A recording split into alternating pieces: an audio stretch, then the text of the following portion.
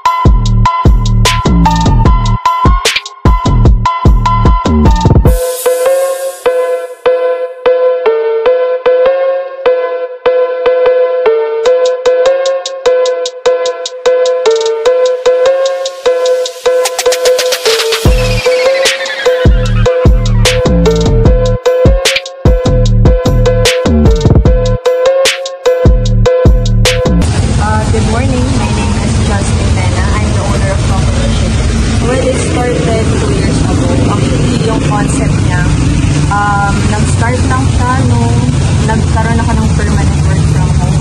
I was actually working sa Manila. And my father kasi dito talaga siya lumaki. So, we decided na mag-transfer na lang dito para kasama ko na yung parents ko. So, nung nagbabakasyon ako dito, I actually noticed na maraming bumibili ng manok. Especially, katabi namin sa shop. So, ayun, parang doon na po yung concept na why not offer chicken din. And I noticed as well na puro lechon manok lang naman yung baligya pala dito. So, parang nagbuo ko ng concept na din yung whole fried chicken, which is sikat din sa Manila, yung concept niya dito sa Antique. Kasi parang wala pang ganung concept dito or nag-offer ng whole fried chicken. So, yun. Parang advantage din kasi when I started, fiesta rin yan sa Antique. So, that's May 2023. So, yun. Doon nag-start yung, parang yun yung start date na itong business na ito.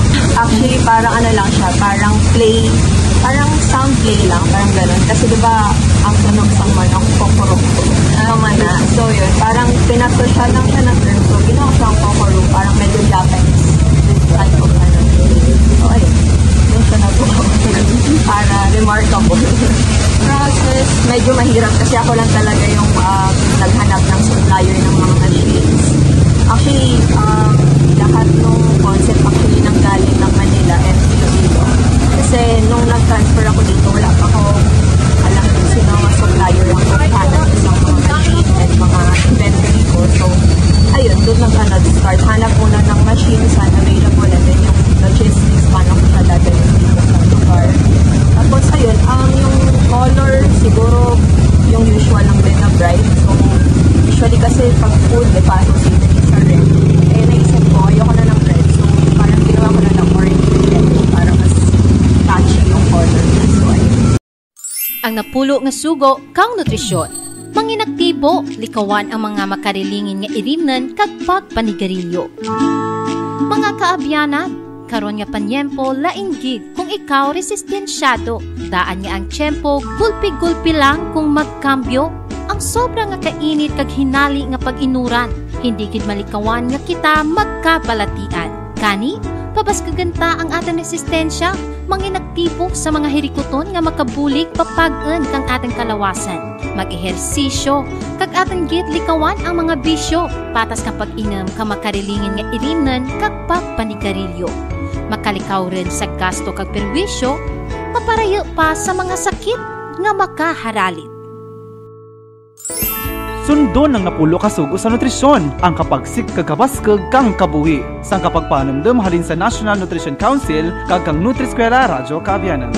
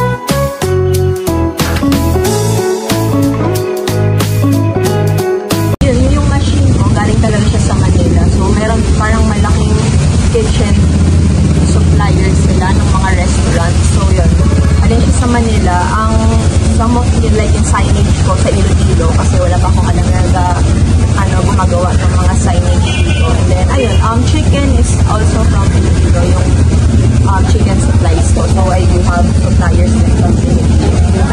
So yung typical lechon manok, meron kami. Meron din kaming sliced chicken, so that's 15 pesos. And then yung kilala kami, which is full fried chicken. So yun, yung kami na kilala. Kasi, ewan ko, parang iba daw yung flavor ng chicken namin with the gravy na kilala rin kami. Kasi hindi daw nilala ko ano naglalagyan. Medyo manamis-namis kasi yung flavor niya. And then, may chicken neck din kami. So parang wala nasasayang sa manok. So ginambalagyan namin siya 15 pesos each. So yun, yung mga namin offer. Best seller talaga fried chicken. So yun, parang yun na talaga kilala kami sa fried chicken. Saan kami nga nag-display ng manok. So yan. And then yung pang rotisserie namin, yung rotisserie machine na unusual. And then the frying machine as well na medyo malaki na. Parang kaya niya maka-accommodate ng maraming manok. Tapos burger, usual. Assistance, wala actually. Very siya, privately owned. Parang gawa lang ng ribbon, ganyan. So, yun, wala namang assistance for now. Hopefully, makapag-expand sa ibang lugar sa Antique, either San Jose or kung saan na malapit sa Sibalo. Yeah, not really franchise kasi hindi ko pa sure kung kaya ko mag-accommodate ng ibang owner. So, maybe branch lang muna na ako pa rin yung nag-operate naman. Target market, bata talaga. So, kaya yung flavor na chickens ko medyo matamis-tamis siya. Yun. Actually, lahat naman actually ng tao dito sa Sibalo, feeling ko gusto talaga nila manok. So, yun yung pinaka-target market. Either bata or may estudyante. Right now, wala po kami delivery kasi wala pa akong na-hire na delivery. Hopefully, magkaroon ng delivery soon. Pero, ayun, talagang take-out lang po talaga yun. Promo usually kapag may events like holidays. Pero right now, may promo kami. Actually, ngayon ko pa lang ito ipopost. Pero magkaka-promo kami since mag-anniversary. 2 chickens for 75 pesos per day. Kasi 1 chicken is 50 pesos. So that runs until June 15, 2025. So, yun. Yung talaga, yung full fried chicken. Yung sa kanya. So, kami talaga yung nauna na mag-offer lang. Aside from that, yun naman. Tsaka yung pinakakilala na lasa talaga naman. So, Cockroach Chicken is located in 2A Villegas Street, Sibalo, Mantique. We're right beside Public Market and also yung Sibalo Plaza. Please follow our Facebook page ng Cockroach Chicken. You can search that also on Google if gusto nyo makita ang mga location. So, yeah. Hello po everyone. Sa mga loyal customers po namin ng Cockroach Chicken, maraming salamat po sa pagbili at sa suporta. And sa mga iba pa po na hindi nakakatay, try niyo po yung manok namin. Sobrang sarap po. Ayun lang naman po.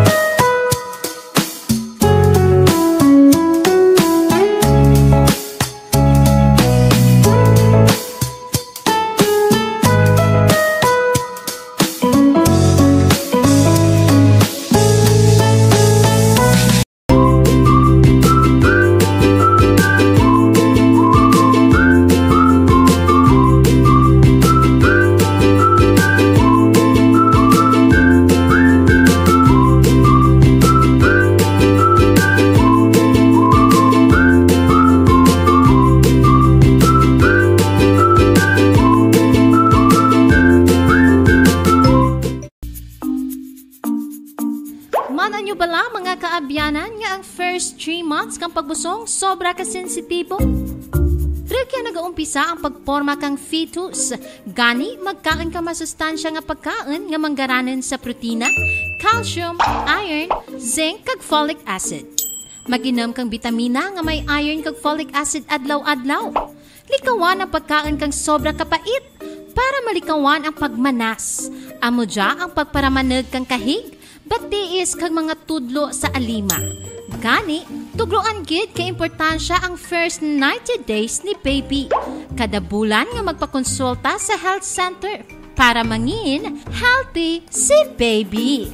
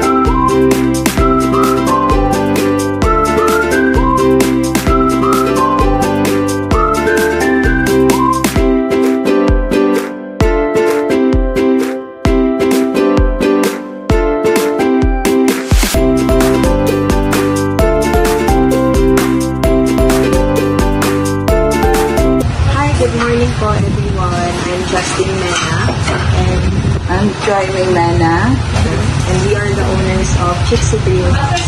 Nag-start lang kami sa mga bok choy, something luto-luto. So, parang rin dahil sa mga customer na nag-demand na dagdagan yung mga luto namin, lalo na sa mga ulam. Kaya yun, nagtuloy-tuloy na. Hanggang sa nagkaroon kami ng mga iba-ibang klase ng luto. May mga short order, like sisling-sisig, halo-halo.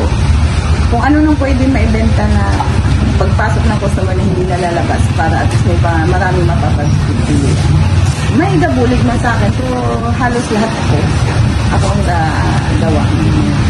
Pero may ngayon, kahit sa dami na rin, magadiman na rin kahit papano, may tagaluto na akong pinakain.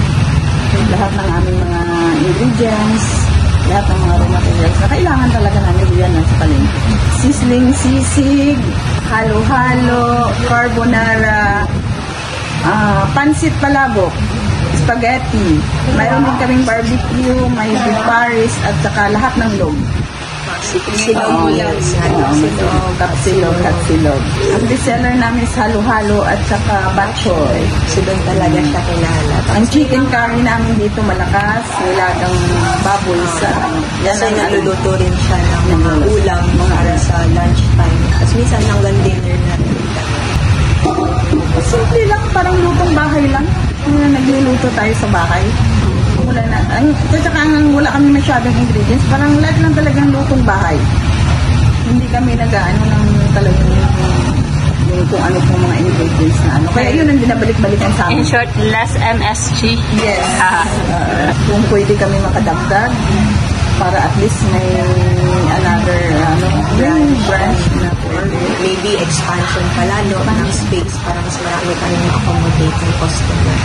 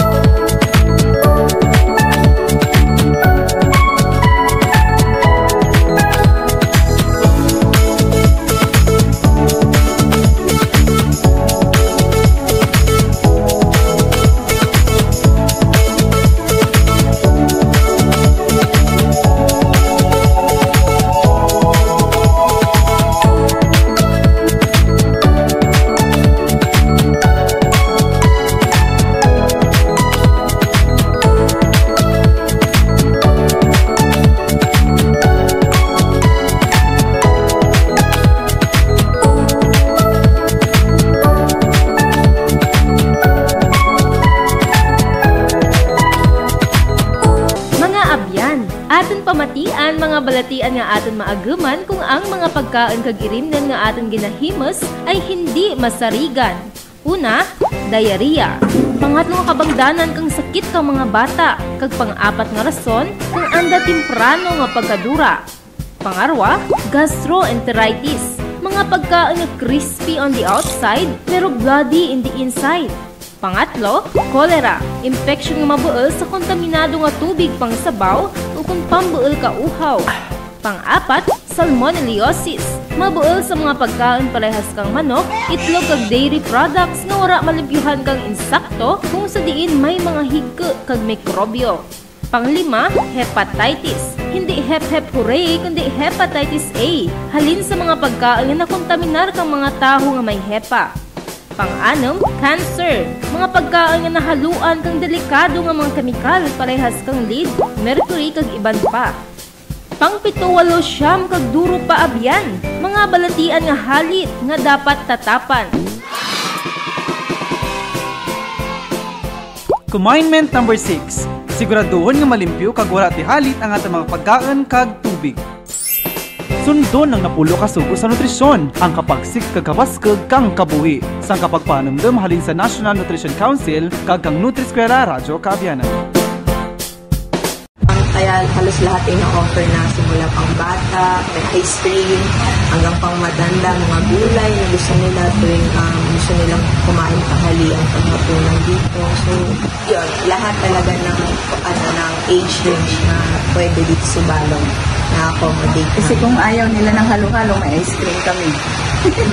Ayaw nila ulang, may batchoy. So, dito lang kami sa Villegas Street, District 3, Sibalom, Antique. In front of Producer Bank and Mercury. May FB page kami. Search na po Chipsy Grill and Restaurant sa Facebook. Doon naman po yung logo namin. Pakita nyo rin ang address na sa Sibalom, Antique. So, usually nagpapapromo kami minsan mga buy one take one pag may mga events. So, ayun. As of now, wala pa naman. Bibigyan lang talaga ako ng discount pag may so kailangan nila pag kaya loyal customers, so great na talaga. So, bibigyan ko ng discount. feeling ko yung feel nung kainan namin. So, parang yung vibe nung kainan namin. Kasi yun, lutong bahay siya, pero at the same time, medyo social yung dating. So, parang high-end at the same time, homey yung feel ng place kapag kumakain ka. So, ayun. Yun po, iimbitahan po namin kayong bisitahin kami dito sa Villegas Street, District 3. Malapit kami sa public market, Producer's Bank, Mercury Drug. Marami po kami ina-offer na menu and sana matry niyo po yung mabenta sa amin gaya ng patoy at champagne. May bilao rin kung gusto niyo mag-order na per bilao, mayroon kami ina-offer.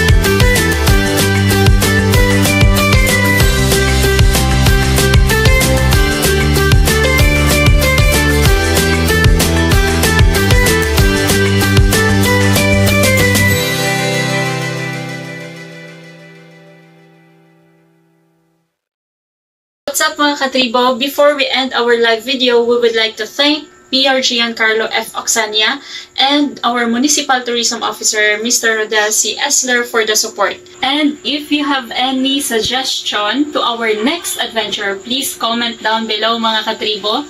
And also, if you haven't subscribed to our Facebook page or like, please follow Experience the Gems of Sibalom down below. So thank you for the support mga katribo. See you on the next adventure. Sibalom is now renowned for its tagline, "Experience the Gems of Sibalom," as we explore the magnificent ecotourism destinations and natural wonders of the municipality.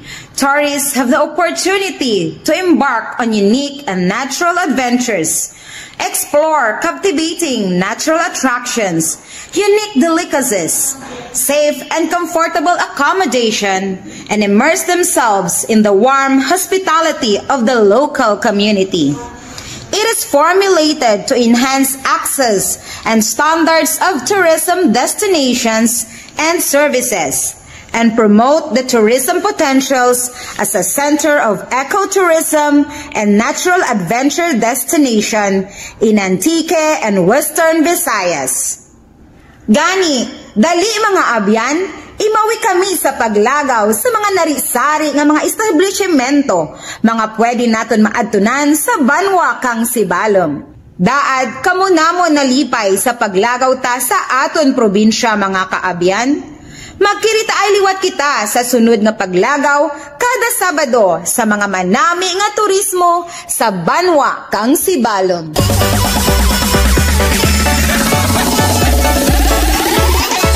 Yoka Artianza Remix.